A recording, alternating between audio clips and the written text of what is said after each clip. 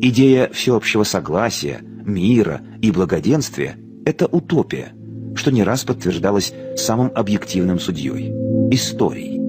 Личное счастье нельзя построить, занимаясь строительством счастья всеобщего. Всеобщее счастье – чистая абстракция. Оно может быть только индивидуальным. К этому вопросу нужно подходить совсем с другой стороны.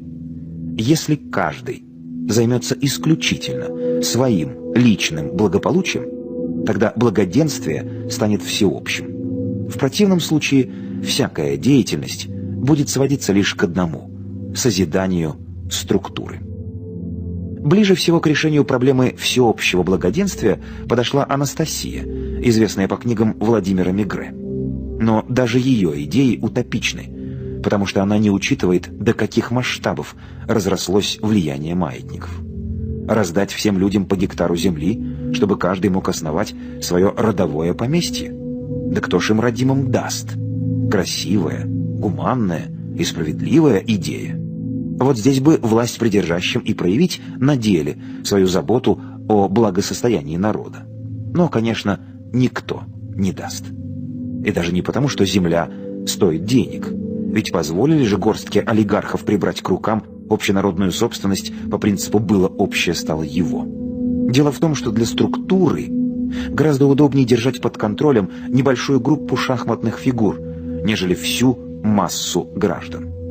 А главное, если каждый, прекратив батрачить на структуру, займется заботой о своем благополучии, что с ней станется? Для любой системы личная свобода ее элементов не то что невыгодна, а просто губительна. Но вот что интересно. Законы системы издаются и воплощаются не конкретными людьми, стоящими у власти, а самой системой. Все получается само собой. Фавориты маятника не свободны в своих поступках, а рядовые приверженцы в своих желаниях. Структура самоорганизуется таким образом, что все ее элементы выполняют назначенные функции, и при этом каждый убежден, что реализует свою волю. Элементу структуры лишь кажется, что он свободен. Более того, если он не готов принять свободу, то и не сможет ею воспользоваться. Что будет делать человек с гектаром земли, если своим сознанием он уже наполовину врос в матрицу? Нет смысла будить спящего, коли сам он не желает просыпаться.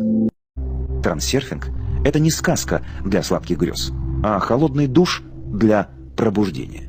Спите себе спокойно и не читайте вредные для сна книги.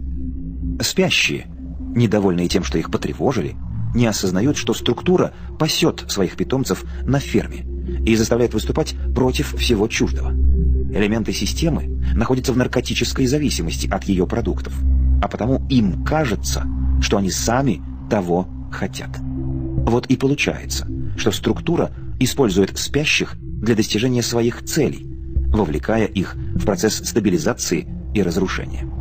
Разбуженные, но не проснувшиеся, не осознают даже того, что они не свободны от самого трансерфинга.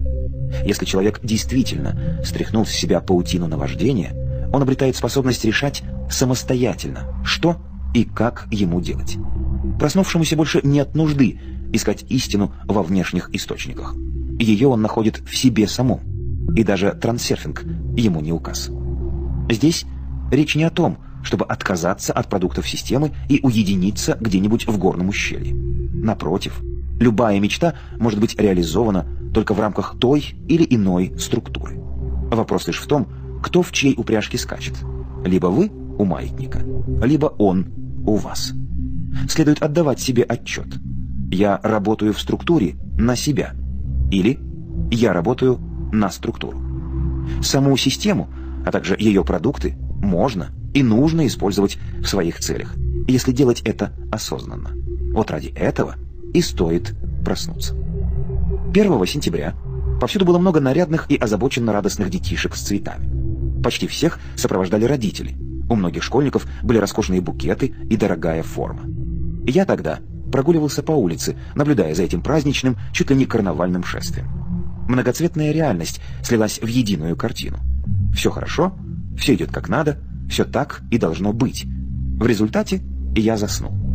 Разбудило меня одно необычное обстоятельство. Особняком от всей этой праздничной толпы шла девочка лет 8. Одета она была не то чтобы неопрятно, но очень бедно и незатейливо, что сразу бросалось в глаза. Туфли на ней были такие, будто их подобрали на свалке, а в руках несколько жалких цветочков, явно сорванных с клумбы. В ее глазах застыла какая-то недетская отрешенность. Было очевидно, что праздник ее не радует.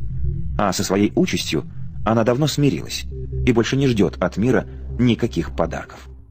Скорее всего, ее родители сильно задолжали системе, которая охотно предоставляет своим элементам суду в виде алкогольной эйфории, чтобы те спали еще крепче. Любая информация от структуры, как позитивная, так и негативная, дается не просто так, а с определенной целью, каким бы свободным ни был источник. Абсолютно свободных и независимых источников информации не существует в принципе, потому что все они представляют собой отдельные звенья одной системы и иерархии маятников. А у маятника, повторяю, цель состоит в том, чтобы свою или вышестоящую структуру стабилизировать, а чужую разрушить. Нужно не забывать про свою осознанность и различать, когда вам пытаются что-то сообщить, а когда внушить. Если информация идет от маятника, можете не сомневаться. Это его структура преследует какие-то свои цели. Маятник убедительно проповедует, красноречиво разглагольствует и доверительно шепчет: «Победи чужих, это они во всем виноваты. Поддержи своих, они сделают тебя счастливым. А главное, не отставай от жизни, будь таким же успешным, как вот эти люди с рекламной заставки. Делай, как я». Даже если информация не имеет идеологической ориентации, она решает одну очень важную для маятника задачу – завлечь внимание большой массы людей в петлю захвата.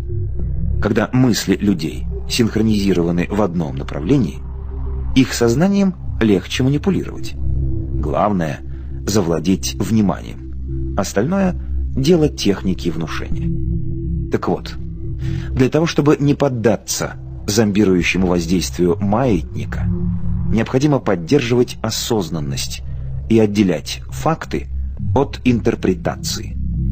Иначе однажды можно проснуться в ячейке матрицы, либо вообще никогда не проснуться.